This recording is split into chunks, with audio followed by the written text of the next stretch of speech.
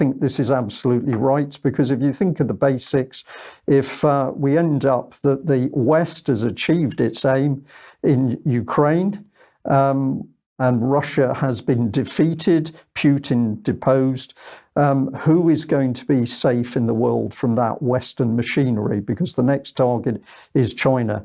But strange things are happening on the battlefield, and clearly the UK Ministry of Defence is very nervous. This is their report. I'm going to paraphrase it. If you have a look at it, it's all to do with small-scale combat. Let's make this really simple. We're in supposedly the final stage of the Ukrainian counteroffensive. Thousands and thousands of men have died in this already.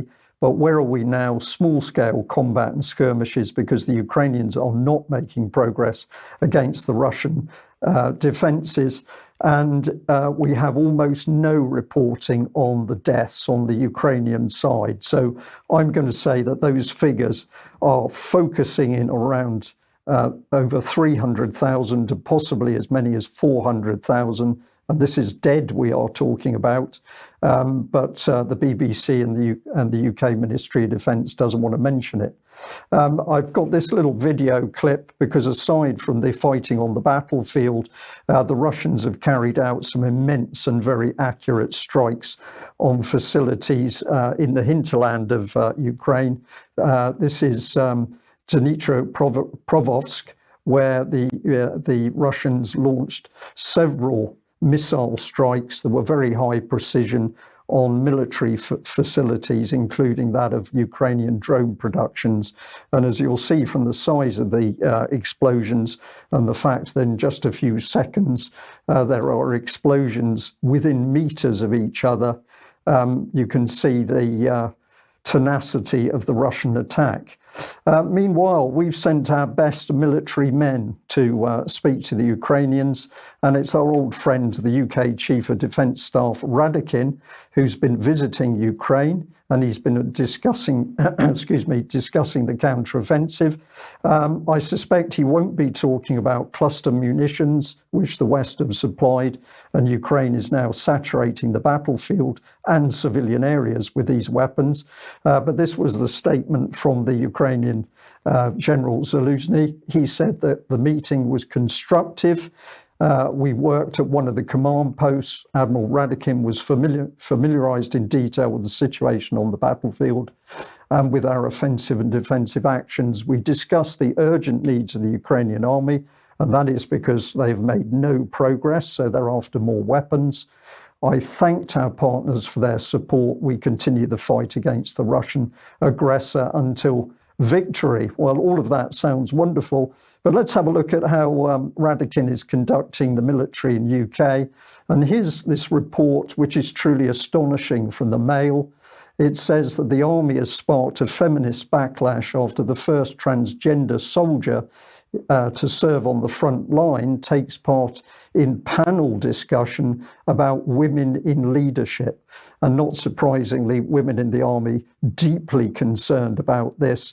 And I'll leave our viewers and listeners to think about the implications and the fine photo that we've just shown on screen. But this gets deeper because, of course, this rot is now taking place inside Ukraine itself.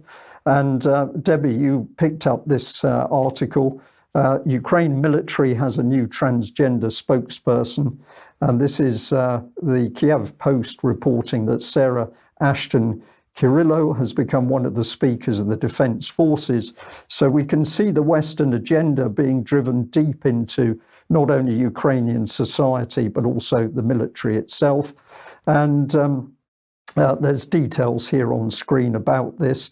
But it says that over the last month, as my role has evolved from a zero-line infantry soldier to one of the public voices of the armed forces of Ukraine, I've become ever more grateful for that strength, she said. Ashton Cirillo arrived to Ukraine in March 2022, soon after Putin began his invasion of the country in February. She initially worked in the country as a reporter, leading USA Today to refer to her as the world's first openly transgender war correspondent. Alex, we got a few a few minutes available to us. This is no accident that these agendas are being unleashed inside the UK military, but also inside Ukraine.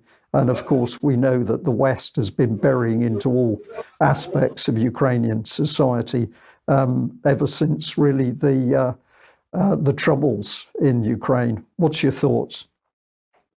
I think the key node there is Ashton Cirillo being appointed most recently by the Armed Forces of Ukraine as one of, not the, as has been misreported by some, but one of the soldier spokespersons for the Armed Forces, because it's hard to argue that that is done in any other way than to say we are aping the Brits and the Americans who do this sort of thing. And you just outlined how. We don't have time to get into the Ashton Cirillo saga.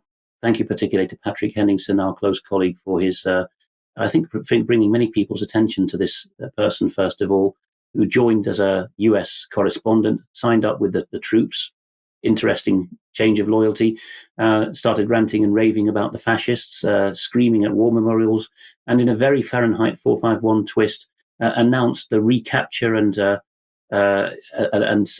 charging of Gonzalo Lira, the very same correspondent in Kharkiv whom he/she had been calling on the Ukrainian secret services, the SBU, to track down on Twitter, while a journalist and a regular rank-and-file soldier. The chances of that not being an engineered situation is statistically zero to me.